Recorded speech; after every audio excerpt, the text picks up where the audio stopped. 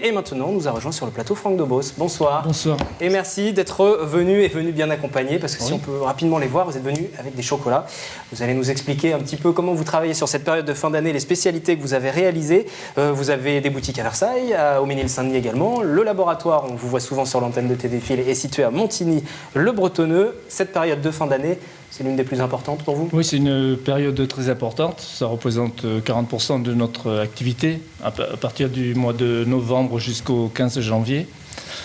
Voilà, pour les fêtes de Noël, nous avons créé la bûche Vietnam. C'est un crémeux aux fruits exotiques avec un chocolat du Vietnam. C'est celle que vous avez en voilà, plateau c'est et celle que j'ai apporté. Voilà.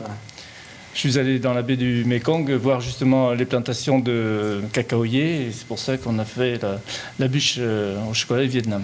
Comment se décide une création ? Parce que d'une année sur l'autre, vous innovez à chaque fois ?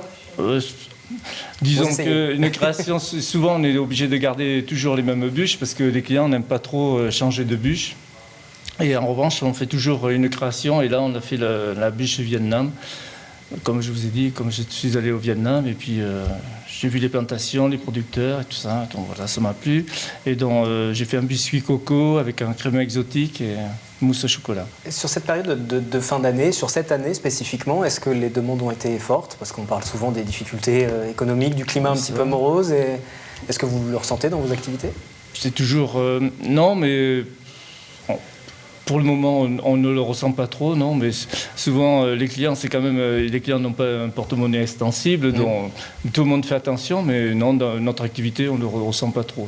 Les gens qui viennent vous voir décident de miser sur la qualité, c'est ça ? Parce que voilà, comment vous faites la différence avec toutes les bûches surgelées qu'on peut trouver dans les grandes surfaces et c'est celles qui se vendent le plus ? Disons, nous, la différence, c'est la qualité. On travaille avec des produits frais.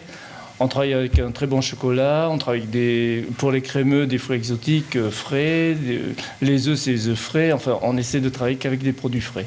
Et sur cette réalisation-là, combien de temps vous avez passé pour l'élaborer ?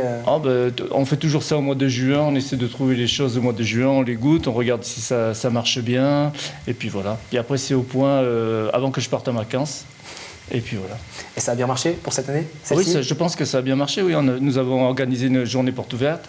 Donc, pour la journée porte ouverte, on fait toujours déguster nos nouvelles bûches. Et non, ça plaît bien. Oui. Là, c'est une bûche.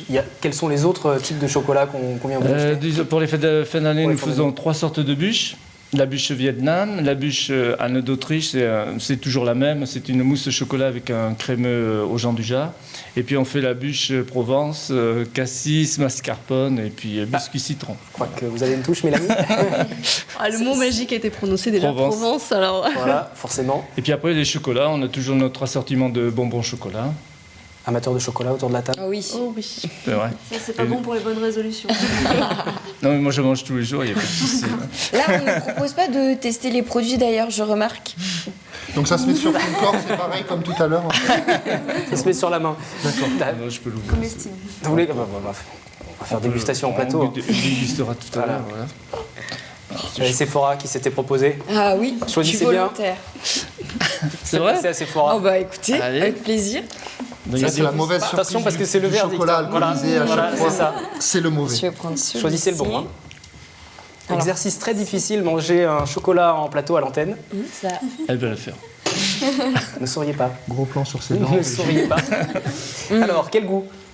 On va faire un petit test. Voilà. Quel goût ? Je ressens un peu l'amande à l'intérieur. Vous allez me dire pas du tout. C'est un peu biscuité. Oui. J'ai pris celui qui est au lait au milieu. Voilà, oui. Et il y a peut-être un goût de passion et mangue. En fait, c'est ça. On touche, on mange. C'est ça. Tout à fait.